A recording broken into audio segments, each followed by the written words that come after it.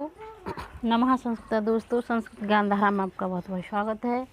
मैं आज लेकर आई हूँ आपको टीजीटी, पीजीटी और टेट के लिए जो है वर्णों का आभ्यंतर और बाह्य प्रयत्न, मतलब वर्णों का प्रयत्न, उच्चारण स्थान तो मैंने पढ़ा दिए। प्रयत्न, तो आज का टॉपिक है हमारा प्रयत्न। ठीक है, प्रयत्न तो वर्णों के उच्चारण करने की चेष्टा को, किसको? चेष्टा को क्या कहते हैं? हम प्रयत्न कहते हैं। चेष्टा को प्रयत्न कहते हैं। अच्छा, ये प्रयत्न कितने प्रकार के होते हैं? प्रयत्न 2 प्रकार के होते हैं। कितने प्रकार के होते हैं? 2 प्रकार के होते हैं। यत्नो द्विधा अभ्यंतरो और बाह्यश्च। ठीक है, तो कौन कौन से होते हैं? देखो, एक पहला होता है हमारा आभ्यंतर प्रयत्न। आभ्यंतर प्रयत्न, ठीक है। दूसरा होता है हमारा बाह्य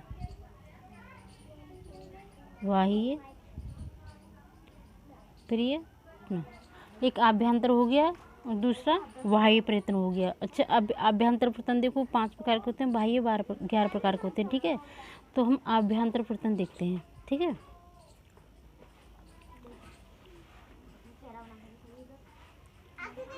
तो देखो आभ्यंतर प्रयत्न क्या होता है?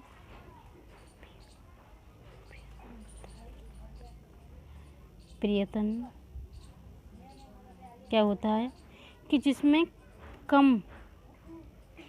इसमें थोड़ी सी वायु, जो वर्णों को बोलने में थोड़ी सी वायु निकले, उसे क्या कहते हैं? आभ्यंतर प्रयत्न कहते हैं। जैसे कि अब देखो, ये 5 प्रकार के होता है। जैसे भीतर प्रयत्न करने से तात्पर्य उस चेष्टा से जो वर्णों को उच्चारण से पूर्व मुख के अंदर होते हैं, और इनके कैसे बोले जाते हैं? देखो कितने होते हैं? 5 होते हैं। कौन कौन से होते हैं? एक होता है हमारा स्पष्ट। स्पष्ट कौन कौन से होते हैं? तो स्पष्ट में होते हैं हमारा का से माँ तक, जो 25 होते हैं। इसमें 25 ने, जैसे का 5 वर्ग होते हैं, का, ख, ग, घ, घ। फिर क्या कहते हैं आगे? जैसे च वर्ग, ट वर्ग, त वर्ग, प वर्ग। ये स्पष्ट होते हैं हमारे का से माँ तक, जैसे का, दयो, मावसान। ठीक है, तो ये 25 होते हैं हमारे स्पष्ट वर्ण। कितने होते हैं? 25 होते हैं। ठीक है, अब पूछा है कि आभ्यंतर, जैसे कि पूछ लिया प्रश्न, एक यहीं से बना के देखें आप। हमारा पूछता है कि का आभ्यंतर प्रयत्न क्या होगा? आभ्यंतर प्रयत्न क्या होगा? तो का क्या होगा? स्पष्ट होगा। जो हमारे 5 वर्ग जो होते हैं, तो उनमें से कोई बाह्य आभ्यंतर प्रयत्न पूछ लेता तो होगी। जैसे अड़े का पूछ ले, टा का पूछ ले, जा का पूछ ले, या बा का पूछ ले, बा का, तो क्या होगा? स्पष्ट होंगे। ठीक है, तो स्पष्ट के अंतर्गत आते हैं हमारे 5। फिर होता है दूसरा ईसत स्पष्ट। ईशत स्पष्ट, इसमें कितने वर्ण होते हैं? इसमें 4 होते हैं। कौन कौन से होते हैं? इन्हें हम अंतस्थ भी कहते हैं। किसे? अंतस्थ वर्ण। ये अंतस्थ वर्ण कहलाते हैं, जिसे हम यण प्रत्याहार के नाम से जानते हैं। यण प्रत्याहार के नाम से जानते हैं। और कौन कौन होते हैं? या, व, र और ये ला। ठीक है, तो ईसत स्पष्ट में 4 वर्ण आते हैं, जिन्हें हम अंतस्थ कहते हैं और यण प्रत्याहार के नाम से जानते हैं। य, व, र, ला। पहला हो गया हमारा स्पष्ट, 25 आते हैं इसमें का से माँ तक। ईसत स्पष्ट में य वाला आते हैं। तीसरा है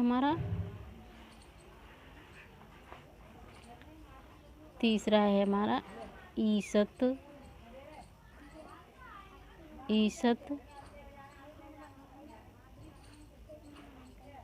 विवृत, जिन्हें हम ऊष्म कहते हैं।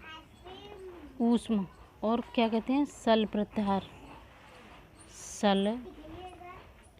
प्रत्याहार के नाम से जानते हैं इसे। और इसे स, श और स और हा। इसमें क्या है कि तीनों सा आ जाते हैं, ईच सा, तालु, मूर्धा और दंती सा, तीनों सा आ जाते हैं और हा आ जाता है इसमें। तो इसे हम क्या कहते हैं, सल प्रत्याहार।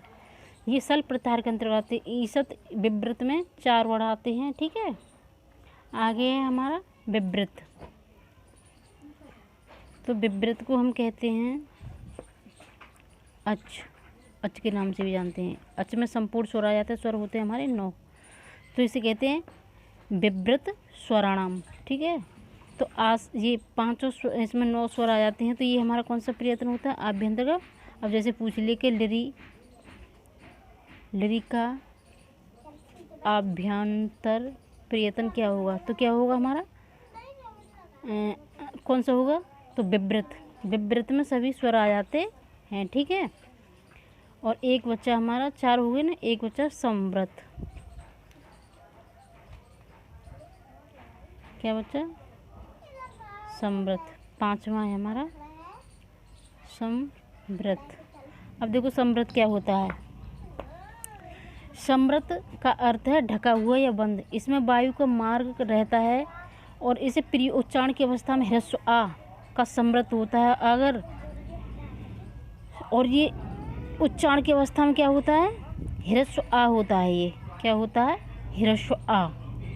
तो ये संवृत कौन सी का, ह्रस्व आ का होता है संवृत, ठीक है। प्रयोगा की अवस्था में होता है ये, ठीक है। तो हमारे 5 ये आभ्यंतर प्रयत्न हो गए। अब बाह्य प्रयत्न देखते हैं। बाह्य प्रयत्न होते हैं हमारे कितने होते हैं, 11। तो बाह्य प्रयत्न देखते हैं। बाह्य प्रयत्न होते हैं हमारे 11, ठीक है। तो देखो पहला कौन सा है हमारा,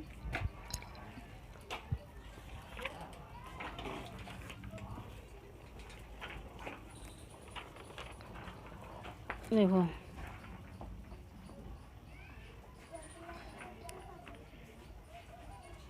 किधर गया बुरुष, बुरुष किधर गया, देखो विवार,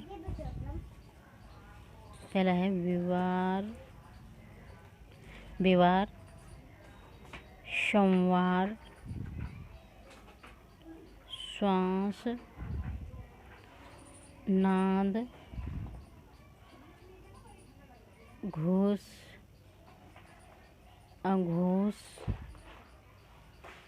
अलप्राण,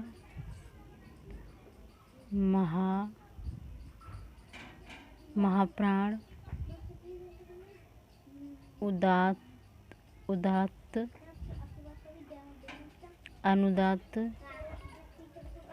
अनुदात्त और स्वरित।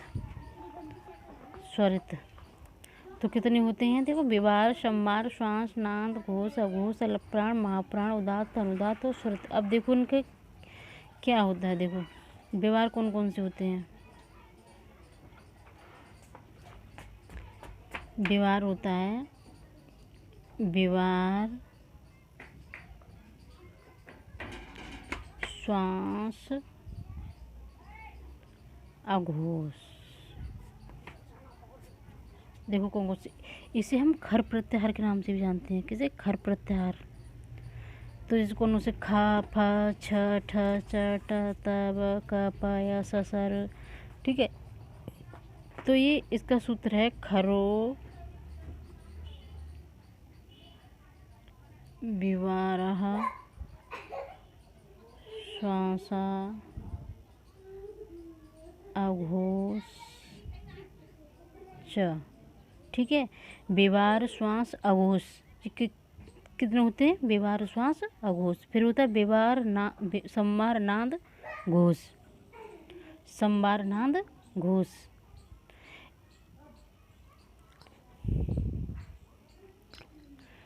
अब देखो जो बाह्य प्रयत्न होता है प्रत्येक का कितना स्थान होता है, 4 हो सकता है। देखो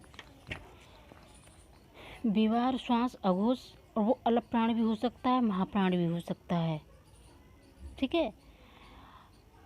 जो संवार होगा, संवार, नाद, घोष, वह अलग प्राण भी हो सकता है, महाप्राण भी हो सकता है, ठीक है। इनके सबके 4 स्थान होते हैं बोलने के, ठीक है। और अलग प्राण अलप्राण में अलप्राण किससे होता है जिसमें कम हल्की आवाज़ बोले, जैसे हम आपको प्रैक्टिस करके भी दिखा। वैसे इनमें देखो वर्ग का प्रथम अक्षर, द्वितीय वर्ण,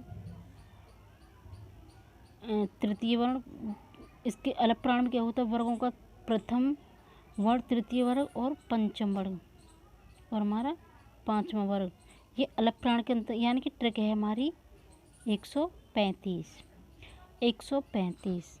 अब बचे कितने, 2 ही बचे, तो महाप्राण हमारे 24 हो जाएगा।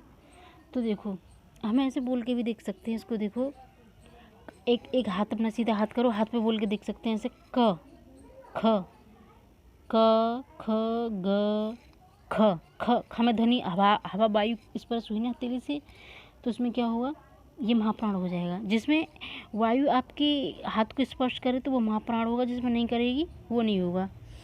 तो देखो अल्पप्राण में वर्ग का पहला, तृतीय और पंचम वर्ण होता है, ठीक है, जैसे क ग घ। अच्छे बच्चा महाप्राण, महाप्राण में 24, दूसरा और चौथा और क्या, सल प्रत्याहार के आते हैं और अलप्राण में यण प्रत्याहार के आते हैं, ठीक है। यावा राला। अब बोल के देखो आप, क खा में देखो ध्वनि बाहर आई, तो ये हमारा महाप्राण हुआ। जिसमें वायु स्पर्श करे हमारे हाथ को तो वो महाप्राण हुआ, और जिसमें नहीं करेगी वो अलप्राण होगा, ठीक है। अब स्वरित, उदात्त अनुदात्त। अब देखो उदात्त अनुदात्त स्वरित, आ ई उ सभी, इसमें सभी स्वर आ जाते हैं। जो उदात्त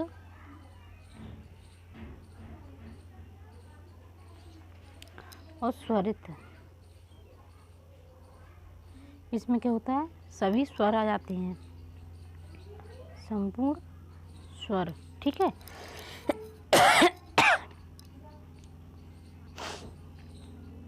तो ये क्या है, ये प्रियतन थे, बाह्य प्रियतन और आभ्यंतर प्रियतन। तो प्रियतन बताए थे मैंने आपको कितने होते हैं। देखो आभ्यंतर प्रियतन 2 प्रकार के होते हैं, आभ्यंतर, दूसरा बाह्य, ठीक है। तो ये 2 प्रकार के होते हैं, ठीक है। तो आभ्यंतर 5 प्रकार के होते हैं, स्पर्श, ईशत स्पर्श, ईशत विव्रत और विव्रत संवृत, ठीक है। ईशत स्पृष्ट में क्या है, आपके का से माँ तक आते हैं। ईशत स्पृष्ट में यवर्ण आते हैं प्रत्याहार। ईशत विव्रत में ऊष्म शल प्रत्याहार आते हैं। विव्रत में संपूर्ण स्वर आ जाते हैं। संवृत ह्रस्व आता है, ठीक है। और ये मैंने आपको आज प्रयत्न पढ़ाई कि प्रयत्न कितने प्रकार के होते हैं। तो ये मेरा एक छोटा सा प्रयास था आपको समझाने का। नमः संस्कृत दोस्तों।